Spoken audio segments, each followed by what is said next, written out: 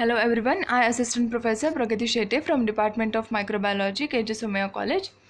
Okay, so in this lecture we will study about the virus called as the Japanese encephalitis virus. Okay, now as the word says encephalitis, which means the inflammation of the brain. Okay, so this virus is particularly also called as the mosquito-borne virus. Why it is called as this like this? Because it is transferred via vectors and most commonly the mosquito. That is why it can also called as the mosquito-borne vectors. Okay, then it has various names also. Okay, such as the first is its original, that is the Japanese encephalitis virus. Then it can also called mosquito-borne encephalitis, then brain fever, summer encephalitis, Russian autumnal encephalitis. Okay, these are the various names of its, or the synonyms, we can call it as the synonyms for this virus. All right, then Japanese encephalitis disease is an very acute infection of the horses, pigs and the humans.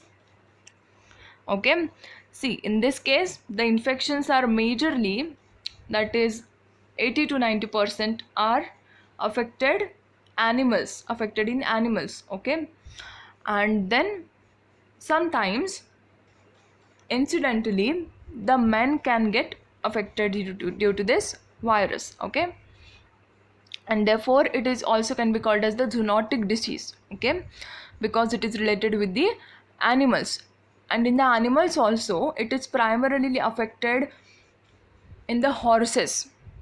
Okay, that we will see in the next part. So first we will focus on to the structure. Okay, structure of the Japanese encephalitis virus. Now it is from the family known as the Flaviviridae, genus Flavivirus. Okay, then we will come to the structure. It is having the single-stranded positively sense RNA. Okay, it is enveloped virus. On this lipid envelope we have the lipid envelope proteins, particles, right, which are the antigens of these viruses. Right, remember the antigens, so that these antigens are helpful for detection of this virus in the laboratory diagnosis. Okay, then the size of these particles are 40 to 50 nanometers in the diameter. Then this contain the 3 structural proteins and the 7 non-structural proteins. All right, then the size of its genome, okay, molecular weight of the genome is 3 to 10 raised to 6 Dalton. Then antigenic structure, it will have the hemagglutinin antigen, hemagglutinin, which will produce the hemagglutinin inhibiting antibodies, the HI titer. These antibodies are very useful in the detection of these viruses. All right, with the help of the HI test, that is the hemagglutinin inhibition test, we will determine the antibodies that are produced against these antigens, which will help us to check the presence or confirm the presence of this virus.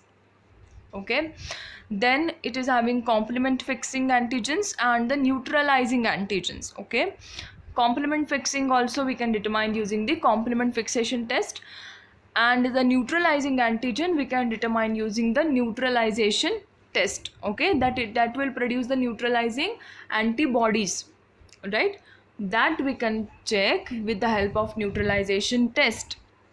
Now look into the picture. You can see there is the lipid envelope, right? On the lipid envelope we are having the various kind of the proteins, which are our antigens.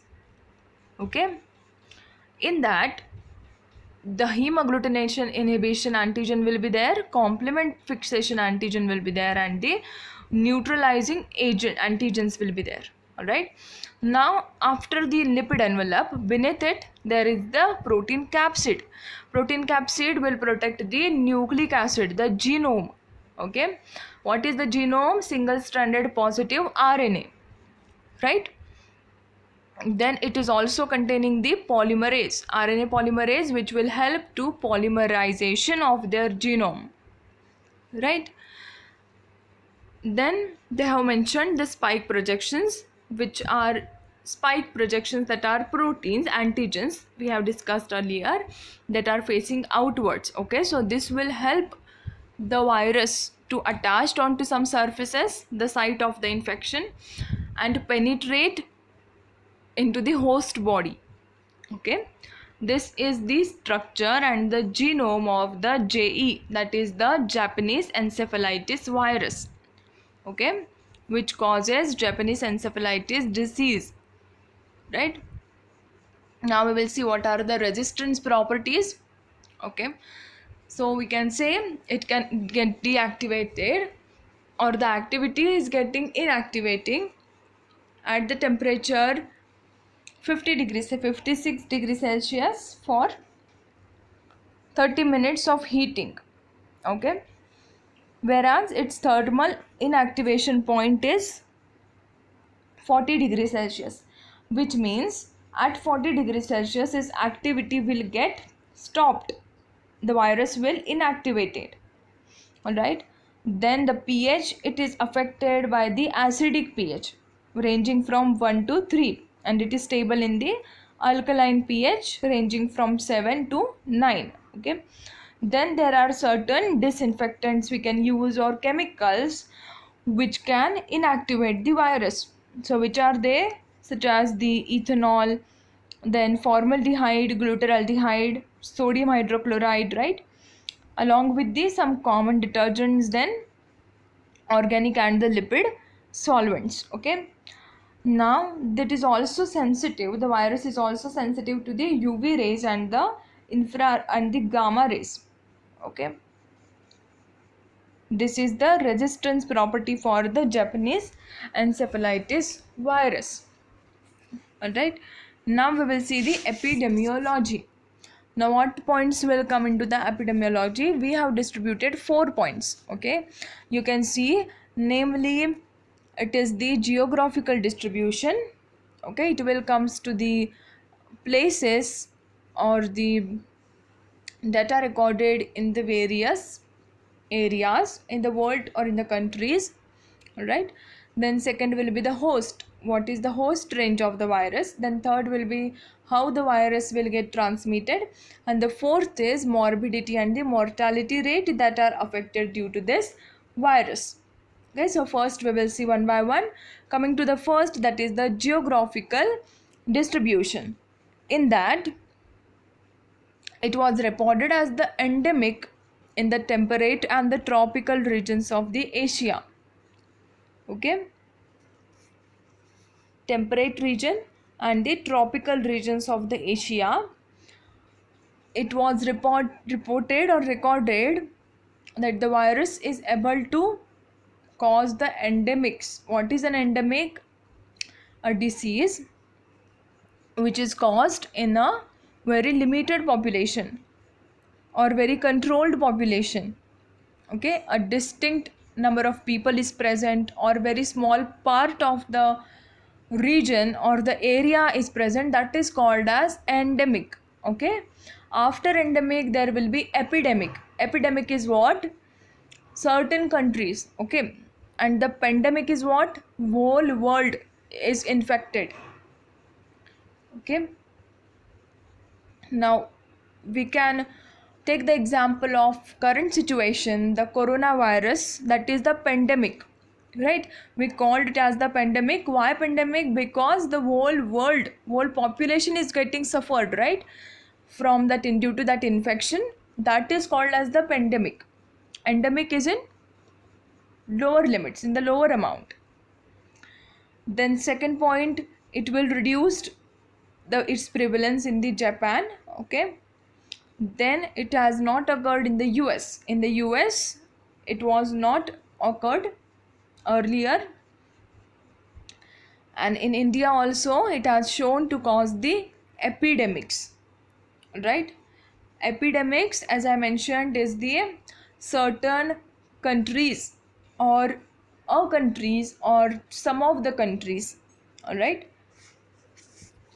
this is the geographical distribution. Now we will see the host.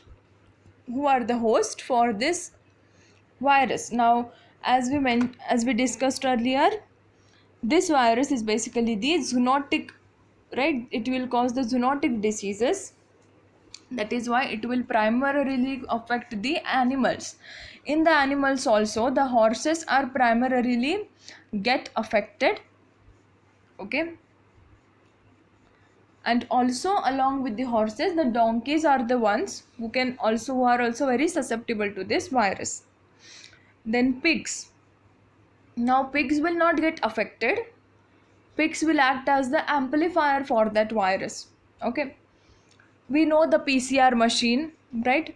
Why we use PCR? To amplify our genome or a sample. So similar way, the pigs act as the amplifier for this virus.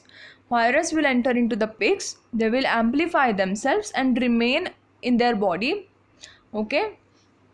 Now if the mosquito will bite to that pig, then what will happen? The infected blood, which is very high in the concentration of that virus, the Japanese encephalitis virus.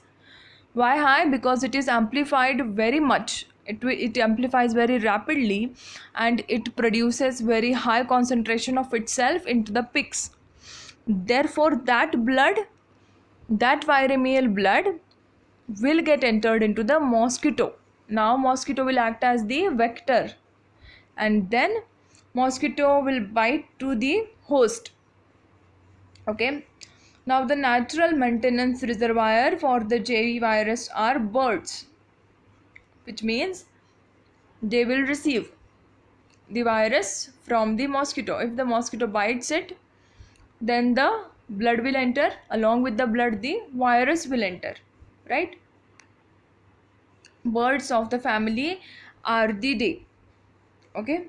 Ardidae, the herons and the earets, these are the type of the birds, okay? And although birds do not demonstrate the clinical disease, they do generate the high viremia upon the infection. Similarly, like pigs, we have discussed in case of pigs, right? It will not develop the disease in itself. It is responsible for the virus stock, okay? And in the same way, the birds will also do not discover the clinical disease. They generate the high amount or the high concentration of the virus in their blood, okay? Then humans are very vulnerable to this disease, and this disease is a primary public health concern in the Asia. Humans are considered a dead end host. Similarly, like the horses, if the virus is affected to the human, then the humans are considered as a dead end host, okay? Which means the very susceptible host, okay? Then other subclinically infected animals can be the cattle, sheep, goats, dogs, cats, chickens, wild mammals, reptiles, then ducks, amphibians, okay? So these are also act as the host, all right? Now this is the host in the epidemiology, or we can say host range of the JE, that is the Japanese encephalitis virus, okay? Now we will see the transmission, how this virus will transmitted, right? Okay, now as I mentioned earlier, this is most commonly transferred via the mosquito. Which mosquito? The Culex mosquito. You can see in that picture, it is its species of the mosquito, okay, which will act as the vector for transmitting this virus to the humans and to the animals, all right? Then principally the Culex species mosquitoes are responsible for transmission, okay? It is important as it has a wide host range that include birds, horses, swine and the humans, all right? Then this Culex oviposits in the fluted field, okay, fish ponds, rice paddies and ditches, and it is most active at the twilight hours, which means the eggs of these mosquitoes can be laid down in the water and in the fish ponds, in the rice paddies and the ditches, and which is very active at the twilight hours. Alright, so the virus will transfer via whom? Via vector called as the Culex mosquito, and the host range of this mosquito is very wide, include the birds, animals, okay, horses, swine means birds, right, swine and the humans, okay. This is the transmission. Now in this lecture we have saw the structure, the genomic properties, then the resistant properties, then we have saw the epidemiology. In the epidemiology we studied the 4 groups: geographical distribution, then transmission, the host, right, host and the morbidity and the mortality, okay. I hope you understood today's online lecture. If you have any doubt regarding this, please ask in the comment section. Thank you for watching.